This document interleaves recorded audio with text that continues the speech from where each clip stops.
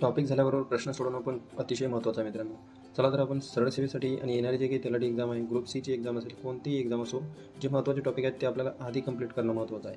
तर आपण हा टॉपिक बघूया, प्रादेशिक विभाग आणि प्रशासकीय विभाग यावरील प्रश्न पण आपण या लास्टला बघणार आहे. कारण की टॉपिक झाल्यानंतर प्रश्न घेणे हे अतिशय महत्त्वाचं आहे, जेणेकरून तुमचं टॉपिक झालेला त्याचा फायदा झाला पाहिजे. जर टॉपिक होऊन प्रश्न जर आपण सॉल्व्ह केले नाही, तर ते पुन्हा टॉपिक आपल्याला काही दिवसानंतर वाचावं लागतं. त्यासाठी सराव महत्त्वाचा आहे. तर बघा, महाराष्ट्रातील प्रादेशिक विभाग जर बघितलं तर विदर्भ सर्वात मोठा प्रादेशिक विभाग जर म्हटलं प्रादेशिक, तर यामध्ये 97,404 चौरस किलोमीटर आहे. यामध्ये जिल्हे किती आहे? 11 आणि तालुके किती आहे?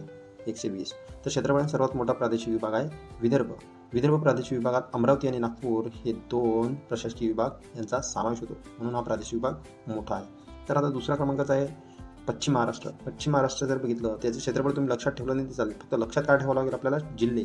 तर पश्चिम महाराष्ट्रामध्ये जर बघितलं तर जिल्हे किती आहे? तर 7 आणि तालुके किती आहे? 87. 787 लक्षात ठेवा. विदर्भामध्ये 11 121 11 12 असं लक्षात ठेवलं तरी चालते विदर्भामध्ये, आणि 787 हे असं लक्षात पश्चिम महाराष्ट्रामध्ये ठेवा. पश्चिम महाराष्ट्राला प्रादेशिक विभागाला दुसऱ्या नावाने पण ओळखलं जाते, ते म्हणजेच देश. आता पुढील जर प्रादेशिक विभाग जर बघितला आपण, ते आहे मराठवाडा.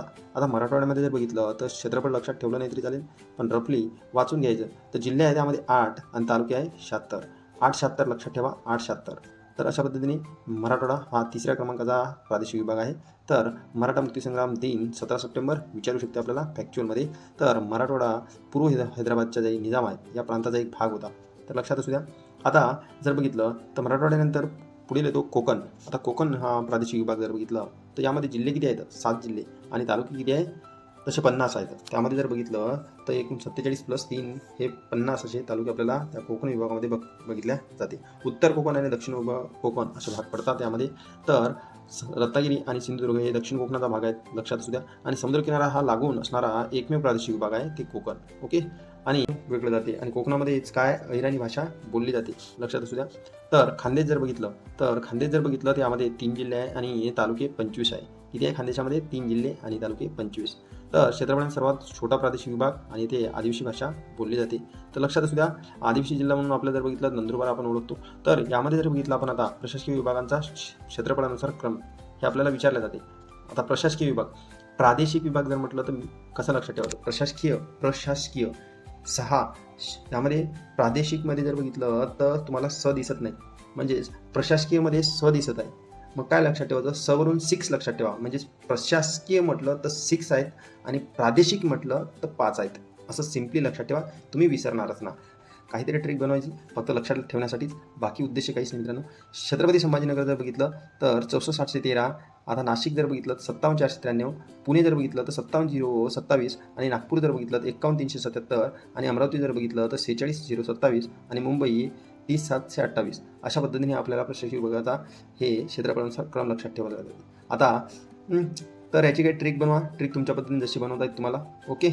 संभाजी हा शिकला पुणे आणि नागपूरमध्ये, अशा पद्धतीने मी लक्षात ठेवलेले आहे. इथला आपण आता प्रशासकीय विभागाचा तालुक्यानुसार बघू. आपण तालुक्यानुसार प्रशासकीय विभागाचा क्रम बघूया. तालुक्यानुसार छत्रपती संभाजीनगरमध्ये 76 तालुके, नागपूरमध्ये 64 तालुके, पुण्यामध्ये 58 तालुके, अमरावतीमध्ये 56 तालुके, नाशिकमध्ये 54 तालुके आणि मुंबईमध्ये जर बघितलं 47 + 3 म्हणजेच ते 50 तालुके. लक्षात असू द्या. अशा पद्धतीने आता आपल्याला बघायचं प्रादेशिक विभाग. आता प्रादेशिक विभागाचा जिल्ह्यानुसार जर बघितलं अनुसार उतरता क्रम बघूया आपण. तर विदर्भ 11 जिल्हे प्रादेशिक विभागामध्ये आणि मराठवाड्यात 8 जिल्हे, पश्चिम महाराष्ट्रात 7, कोकणामध्ये 7 आणि खानदेशामध्ये 3 जिल्हे. आता प्रादेशिक विभागामध्ये तालुक्यानुसार उतरता क्रम जर बघितलं, विदर्भ 120, पश्चिम महाराष्ट्र 87, मराठवाडा 76, कोकण 50 आणि जर बघितलं खानदेश 25. आता कसं की यांना लक्षात ठेवण्यात म्हणजे कसं की आता बघायचं आपल्याला यावर प्रश्न, कारण की प्रश्न बघणं आवश्यक आहे. आपण केलेला अभ्यास किती पद आपल्या लक्षात आहे यासाठी आपण प्रश्न बघतो. तर प्रश्न बघूया आपण. तर प्रश्न बघा, महाराष्ट्रातील सर्वात मोठा प्रादेशिक विभाग जर म्हटलं तर विदर्भ आहे. विदर्भ तुम्ही बघू शकता 11 जिल्हे 120 तालुके. आता जर बघितलं पुढे जर बघितलं दुसरा, आता विदर्भ प्रादेशिक विभागाचे क्षेत्रफळ किती आहे? मग 97,404. लक्षात ठेवा, प्रॅक्टिस म्हणून घेतलेला आहे. तिसरा प्रश्न आहे कोकण प्रादेशिक विभागात जर बघितलं तर किती जिल्हे आहेत? कोकण प्रादेशिक विभागात 7 जिल्हे आहेत, तुम्हाला माहिती आहे, आणि 50 तालुके आहेत. ओके. सर्वात जास्त समुद्रकिनारा लागलेला भाग. आता पश्चिम महाराष्ट्रात किती तालुके आहेत? पश्चिम महाराष्ट्रात 87 आहेत. 11 120 विदर्भ, 787 पश्चिम महाराष्ट्र, 7 जिल्हे 87 तालुके. क्षेत्रफळानुसार सर्वात लहान प्रादेशिक विभाग जर बघितलं तर खानदेश आहे, तुम्हाला माहितीच आहे, 3 जिल्हे आणि 25 तालुके, 3 25. ओके. आपण सराव प्रश्न पण बघितले, कारण की काही जरी आपण सराव प्रश्न बघितले तर आपल्याला लक्षात राहील की आपण घेतलेला पार्ट आहे, यामधून आपण काहीतरी आपण शिकलेलो आहोत. आता पुढे बघूया आपण जिल्हे. बघा, तुम्ही वाचन तर झालेलं आहे पण प्रश्न पण बघा. आता डेली आपण हे प्रश्न जरी रिवाईज केले तरी आपल्याला सफिशियंट होऊन जातं मित्र. बघा काय मराठवाडा प्रादेशिक विभाग किती जिल्हे आहेत? मराठवाडा प्रादेशिक विभाग 8 जिल्हे, 76 तालुके. ओके.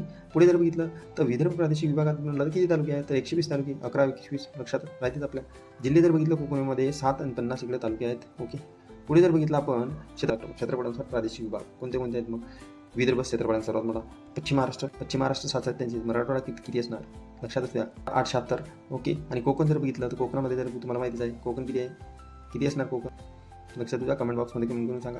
तर अशा पद्धतीने आपण क्षेत्रफळानुसार जर बघितलं तर उतरता क्रम पण लक्षात ठेवू शकतो प्रादेशिक विभागांचा. 97-404, पश्चिम महाराष्ट्र 59-53, मराठवाडा जर बघितलं 64-813, क्षेत्रफळ कोकण 30-728. आणि अवघ्या काही मिनिटांमध्येच आपण हा टॉपिक पूर्ण केलेला आहे. काय हार्डली 5 ते 6 मिनिट लागले या टॉपिकला मित्रांनो, पण हा टॉपिक अतिशय महत्त्वपूर्ण होता. असेच आपण प्रत्येक टॉपिक महत्त्वाचे घेऊया. आपण टॉपिक म्हणजे आपण भूगोल हे स्किप नाही करत आहे कुठेच. आपण अपलोड केलेला आहे पार्ट 2 आहे आजचा. जर ते पार्ट 1 बघितलं नसेल तुम्ही बघू शकता.